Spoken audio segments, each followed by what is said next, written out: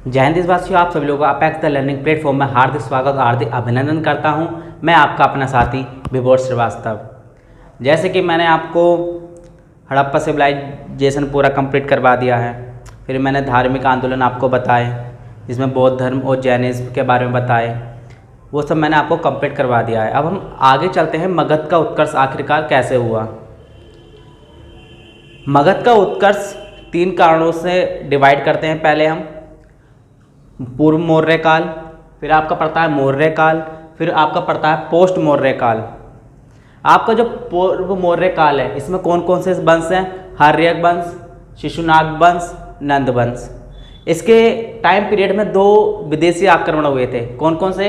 ईरानी आक्रमण और आपके थे यूनानी आक्रमण। अब हम बात करते हैं पूर्व मौर्य काल की, जिसमें आपका चंद्रगुप्त मौर्य, बिंदुसार, अशोक, और इसमें आपके अशोक के अभिलेख मिलते हैं। फिर मगध का उत्कर्ष फिर होता है पोस्ट मौर्य काल से, जिसमें आपका शुंग वंश, कश्यप वंश, सातवाहन वंश, जिसको आर्द्र वंश भी कहा जाता है। कुछ किताबों में आपको क्या मिलेगा? आर्द्र वंश। इसमें 3 विदेशी आक्रमण हुए थे, इंडो यूनानी, शक और यूनान। मैंने आपको ये सब चीज़ें बताई, बेसिक चीज़ें। अब मैं आपको ले चलता हूँ मगध के साम्राज्य की ओर। जो आपका मगध का साम्राज्य की ओर से पहले मैं आपको एक विशेषता बता दूँ। जो आपका मगध था वो काफ़ी शक्तिशाली आपका राज्य था। जैसे उसके हम भौतिक स्वरूप की बात करें तो वह उसकी राजधानी क्या क्या थी? एक तो आपकी थी राजगृह, जिसको हम गृहब्रज भी बोलते हैं, और दूसरी क्या थी आपकी? पाटलिपुत्र। जो आपकी राजगृह थी वो चारों पहाड़ियों से घिरा हुआ था। जब वो चारों पहाड़ियों से घिरा हुआ था तो इसका क्या मतलब है? तो वहाँ पे सुरक्षित जितने भी शासक थे या जनता थी वो सुरक्षित रहेगी। पहाड़ को कौन क्रॉस करके आएगा? शक्तिशाली हो गए, दुश्मनों से वो टेंशन फ्री हो गए। दूसरी आपकी राजधानी क्या थी? पाटलिपुत्र, जो कि आपके गंगा नदी हो गया, आपके सो नदी हो गया, से उसके इर्द गिर्द भी नदियों से वो काफ़ी ज़्यादा घिरा हुआ था। आपका मगध साम्राज्य आप इससे पता लगा सकते हो कितना शक्तिशाली था। जब वह शक्तिशाली राज्य कब नहीं होता? जब उसको दुश्मन का खतरा हो, तो वह अपने राज्य को ज़्यादा विकसित भी नहीं कर सकता था। तो मगध साम्राज्य काफ़ी शक्तिशाली था और इन्होंने अपने शासन को काफ़ी ज़्यादा विकसित किया। इन्होंने अपनी सैन्य बढ़ाई, व्यापार किए, और इसकी जो मिट्टी थी वो काफ़ी उर्वरकता थी। उसमें व्यापार करते थे, खेती भी क्या करते थे। उसका फ़ायदा जो वहाँ पे जो कृषि थे, व्यापारी से उनसे टैक्स लिया करते थे। क्यों? ताकि अपने सैन्य को शक्ति के रूप में लेकर आए। जब इनके शहरों का उदय की बात में करें तो इनके शहर काफ़ी ज़्यादा विकसित थे। वहाँ पे जो कार्य करते थे उनसे चुंगी लिया करते थे। वो चुंगी का काम क्या करते थे? वह अपने जितने भी सेना थे उनको बढ़ाने के लिए उनसे चुंगी लिया करते थे। और इन्होंने शहर को और विकसित करने के लिए क्या किया?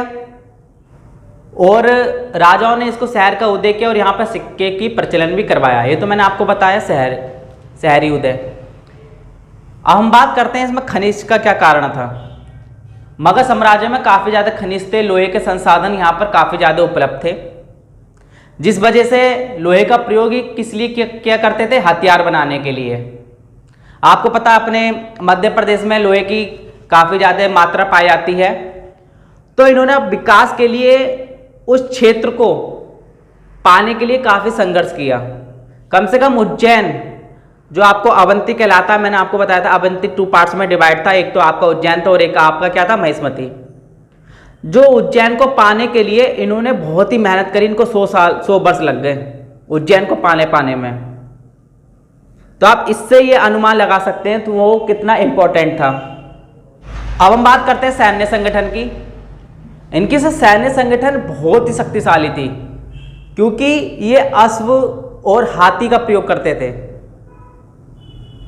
आपको पता है हाथी कितने विशाल होते हैं, जो कि हाथियों का प्रयोग ये इमारतें गिराने में, जिसको बोलते हैं दुर्ग या किले को गिराने में काफी मददगार होते थे। आपको पता है हाथी कोई दलदली मिट्टी पिल जाए उसमें भी आराम से निकल जाता है। तो ये हाथियों को उस प्रकार से उपयोग करते थे। और यूनानी शास्त्रों के अकॉर्डिंग बोला गया है, जो आपको जो मैं पढ़ा था ना नंदवंश, नंद के पास कम से कम 6000 हाथियों का स्रोत मिलता है। ये यूनानी स्रोत बताते हैं हमारे। ये था हमारा मगध साम्राज्य, जो कि काफी ज्यादा विशाल था। क्योंकि मैंने आपको कहानी बताई, अभी मैं आपको लिखवा देता हर्यवंश लिखो, शिशुनाग वंश लिखो, उससे कोई फायदा नहीं होता। आपको पहले ये समझना चाहिए आखिर मगध साम्राज्य है क्या, मगध साम्राज्य का आखिरकार उदय कैसे हुआ। तो किन के कारणों से हुआ? पूर्व मौर्य काल, मौर्य काल और पोस्ट मौर्य काल, हर्यवंश, शिशुनाग वंश और नंद वंश। आ जाए क्वेश्चन, पूर्व मौर्य काल में कौन कौन से विदेशी आक्रमण हुए थे? ईरानी और यूनानी आक्रमण हुए थे। पूछ लेंगे आपके मौर्य काल क्या क्या थे? चंद्रगुप्त मौर्य, बिंदुसार और अशोक। और मैंने कल इनके बारे में क्वेश्चन बताया था, इन्होंने जैन धर्म से आजीविक संप्रदाय को अपनाया था। अशोक को मैंने आपको पूरी स्टोरी बताई थी, इन्होंने बाद में बौद्ध धर्म अपना लिया था, इनके अभिलेख में मिलते हैं। फिर शुंग वंश, कुश वंश, सातवाहन वंश, इसमें 3 विदेशी आक्रमण हुए थे, इंडो, शक और यूनान। और मैंने आपको पूरी कहानी बता दी। मगध साम्राज्य की कितनी बड़ी कहानी है, काफी विशाल था, क्योंकि इसकी 2 राजधानी थी, राजगृह या फिर कहीं पे गृहब्रज आ जाती है। सेकंड आपके पाटलिपुत्र। राजगृह तो आपको पहाड़ियों से घिरा हुआ था, और आपकी जो पाटलिपुत्री वो गंगा नदी कौन पार करेगा। तो ये काफी ज्यादा इनको ये दुश्मनों से इनको खतरा नहीं था, इस वजह से इन्होंने खूब अपना विकास किया काफी अच्छे तरीके से। और यहाँ पर खनिज संसाधन भी काफी ज्यादा अच्छे थे, लोहे थे, उनके पास शक्तिशाली हाथिये थे। तो मैंने आपको ये बताया। अब हम बात करते हैं मगध का आखिरकार प्राचीन इतिहास क्या है। आपको पता है हर्यवंश से स्टार्ट होता है। हर एक वंश से जितने भी पहले के शासक थे उनका कहीं भी इतिहास में स्पष्ट रूप से वर्णन नहीं मिलता। जो आपका मगध का जो उल्लेख मिलता है वो आपका कौन से वेद में मिलता है? अथर्ववेद में मिलता है, जबकि ऋग्वेद में मगध का कोई भी उल्लेख नहीं मिलता। अब दूसरी बात, मगध की राजधानी क्या थी आपकी? राजगृह। इसकी जो स्थापना का श्रेय जाता है वो किनको जाता है? बसु जी को जाता है।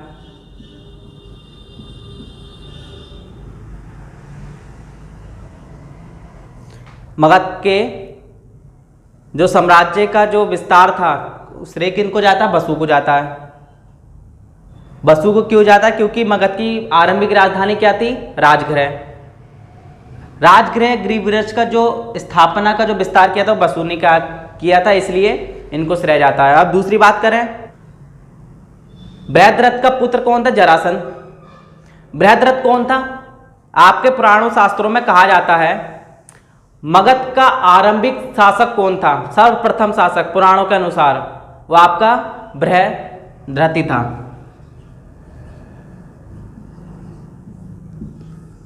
और इसका पुत्र था कौन? जरासंध। ये काफी ज्यादा शक्तिशाली राजा था, और इसने काफी ज्यादा राजाओं को पराजित भी किया था। आपने श्री कृष्ण भगवान और जरासंध का युद्ध भी देखा होगा। कहा जाता है जो जरासंध है वो कंस का कौन था? ससुर था। जरासंध ससुर किसका था? कंस का। श्री कृष्ण भगवान हमारे इस काल तक जीवित थे, क्योंकि आपको कहा जाता है कि किसी ने उनके वो श्री कृष्ण भगवान पेड़ के नीचे विश्राम कर रहे थे तो किसी ने उनके पैर पर कुल्हाड़ी मार दी थी, तो तभी कलयुग का आरंभ हो जाता है। तो हमारे श्री कृष्ण भगवान का जो साक्ष्य है वो इस काल में भी मिलता है। फिर इसके बाद क्या था? अंतगोत्वा का आपने नाम सुना होगा। अंतगोत्वा, इसकी मृत्यु किसके हाथों हुई थी? श्री कृष्ण के।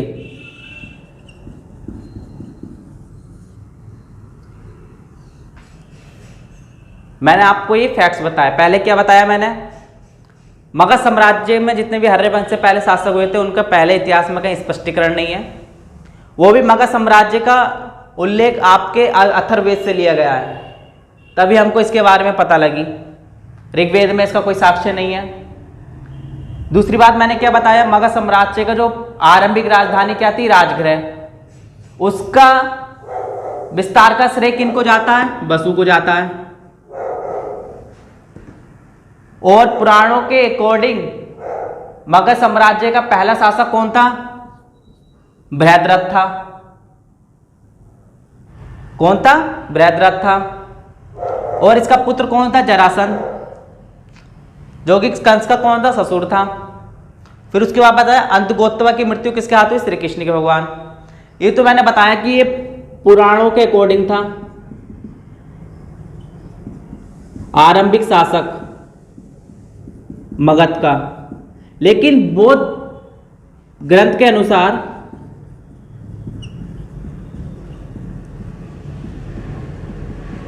मगध का सबसे प्रतापी राजा कौन था,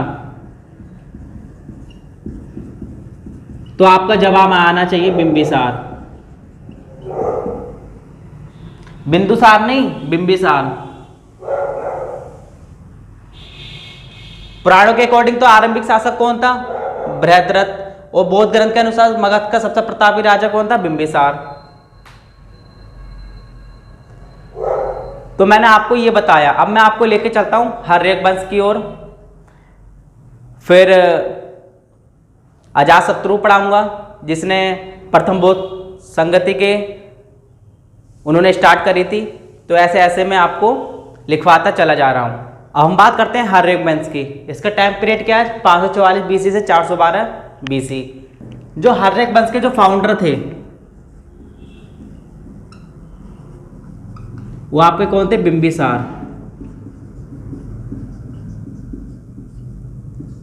इनका टाइम पीरियड क्या था, 544 बीसी से 492 बीसी। और आपके जो बिंबिसार थे ये आपके बौद्ध धर्म के अनुयायी थे।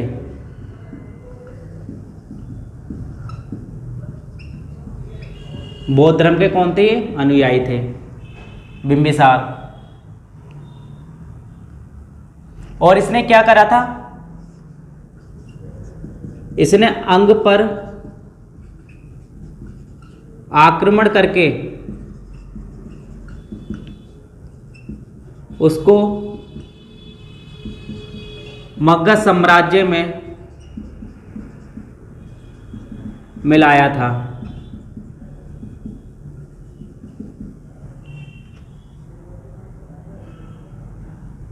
तो इसकी कैपिटल क्या थी, चंपा। मैंने आपको पढ़ाया था कि अंग क्या, ये क्या था, अंग पहले महाजनपद था। 16 महाजनपद मैंने आपको पढ़ाए थे 600 बीसी में। तो अंग क्या था, पहले महाजनपद था। तो इसने इसकी राजधानी क्या कर दी थी, चंपा। जो चंपा वर्तमान में कंडीशन क्या है उसकी, भागलपुर एंड मुंगेर लिखवाया था मैंने आपको। आप पिछले वाले नोट्स के पन्ने पलटिए, उसमें जो मैंने 16 महाजनपद आपको लिखवाए थे उसमें एक अंग लिखवाया था चौथे तीसरे लाइन में। ये क्या था, आपका महाजनपद था। तो बिंबिसार ने अंग पर आक्रमण करके, अंग महाजनपद पर आक्रमण करके इसको मगध साम्राज्य में मिला लिया। तो फिर इसकी कैपिटल क्या हो गई थी, चंपा। चंपा की वर्तमान स्थिति क्या है आपकी, भागलपुर और मुंगेर है। समझ में आ रहा है आपको। हर्यक वंश का टाइम पीरियड क्या था, 544 बीसी से 412 बीसी। फाउंडर कौन थे, बिंबिसार। 544 बीसी से 492 बीसी।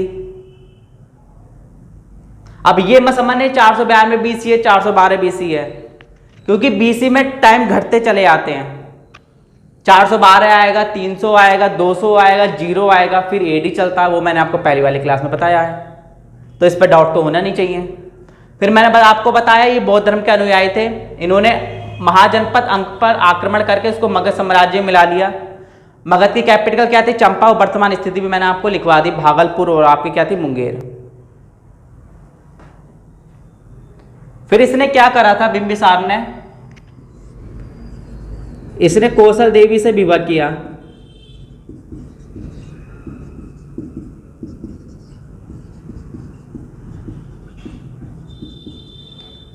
जो कौशल देवी का कौन था भाई,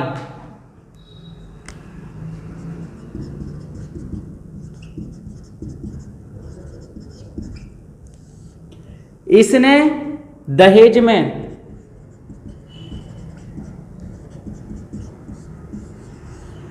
काशी किसको दे दिया था, बिंबिसार को।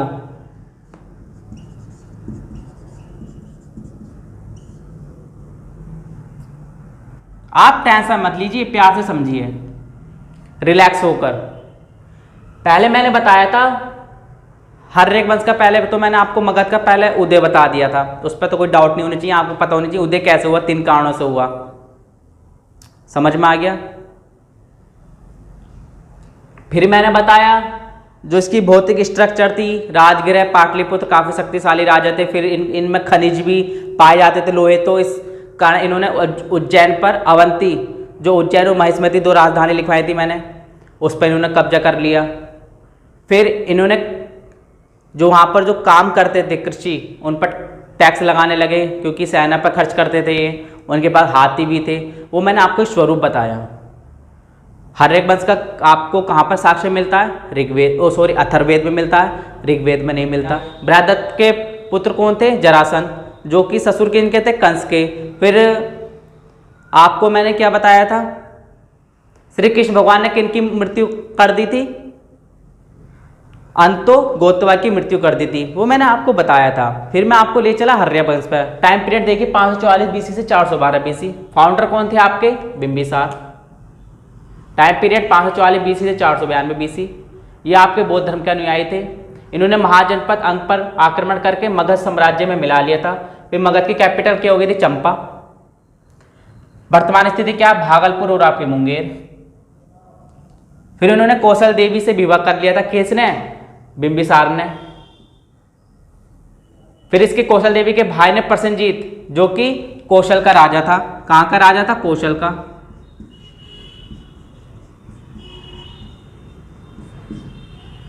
तो इसने दहेज में बिंबिसार को क्या दिया, काशी दे दिया।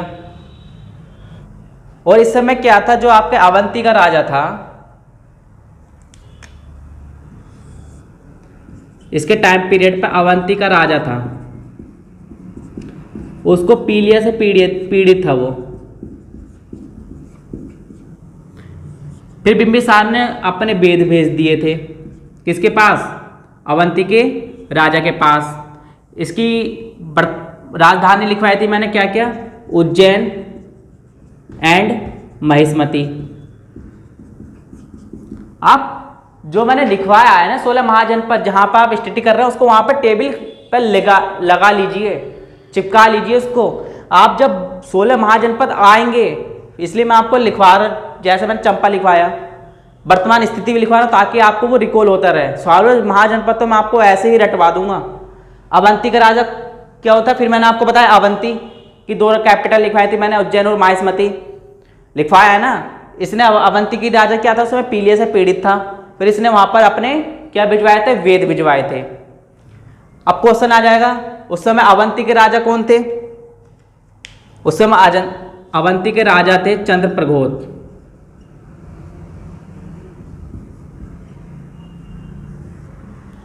इसने क्या भिजवाए, वेद, जो इलाज करते हैं।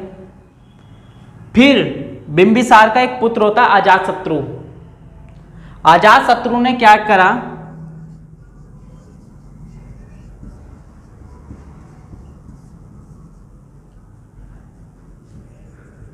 (492 बीसी में हत्या कर दी, किसकी, अपने पिता की, कौन, बिंबिसार की।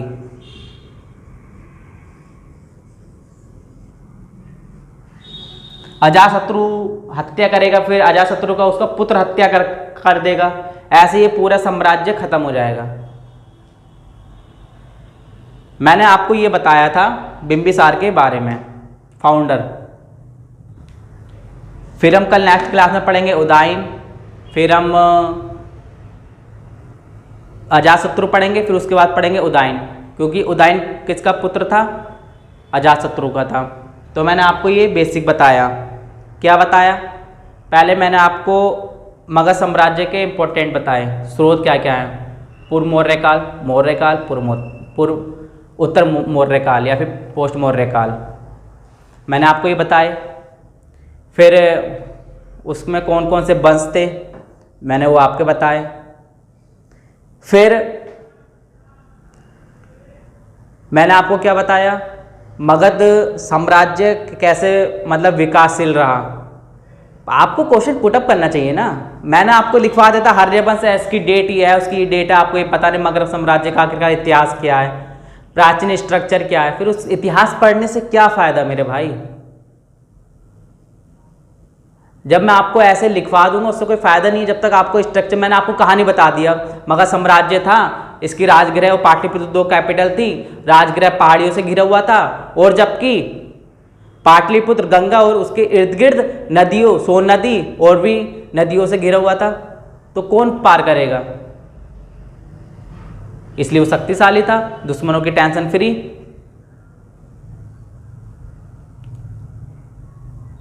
जब दुश्मन से टेंशन फ्री आओगे तभी तो आप देश का विकास करोगे, आप देश का विकास अच्छे तरीके से करोगे। इनके पास बड़े बड़े हाथी थे, जबकि यूनानी स्रोतों में कहा गया जो नंद के पास 6000 हाथी थे। हाथियों का निर्माण किले को तोड़ने में किया करते थे, वो दलदल में भी चला जा सकता था। खनिज थे इनके पास, लोहे थे,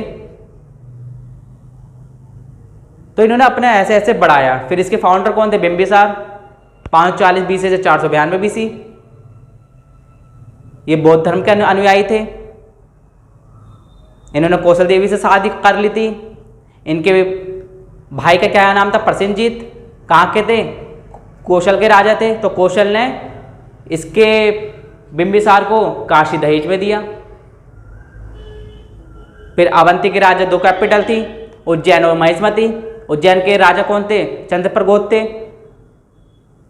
उनको पीलिया से पीड़ित हो गए तो बिंबिसार ने अपने बेट को भेज दिया, जाओ देख कर आओ, ठीक करो। फिर क्या होता है? अजातशत्रु ने बिंबिसार की मृत्यु कर दी, हत्या कर दी। अजातशत्रु कौन है? बिंबिसार का बेटा। फिर अजातशत्रु का बेटा कौन है? उदयन। फिर उदयन भी अजातशत्रु को मार देगा। ये पीरियड ऐसे ही खत्म हो जाता है। तो नेक्स्ट क्लास में मैं आपको करवाता रहूँगा। तो बस अपने वाणी को विराम देता हूँ। जय हिंद, जय भारत। यदि मेरी वीडियो आपको अच्छी लगे तो लाइक एंड सब्सक्राइब करना, और जो भी आपको लगे कि हाँ सर इसमें और ऐड कर दीजिए, सर और पढ़ा दीजिए, सर इसमें ये और बता दीजिए, तो आप कमेंट सेक्शन में बता सकते हैं। मुझे खुशी मिलती है यदि कोई मुझको रास्ता दिखाए कि सर इसमें एक ऐसी चीज़ और बता दीजिए, सर ये और बता दीजिए, तो आप मुझको बताइए कमेंट सेक्शन में लिख के, मैं उसको और अच्छे से बताऊँगा। मुझे तो खुशी मिलेगी ना, किसी स्टूडेंट ने मुझसे पूछा, फिर मैं उसको और अच्छे से बताऊंगा। तो अपनी वाणी को विराम देता हूँ। जय हिंद, जय भारत।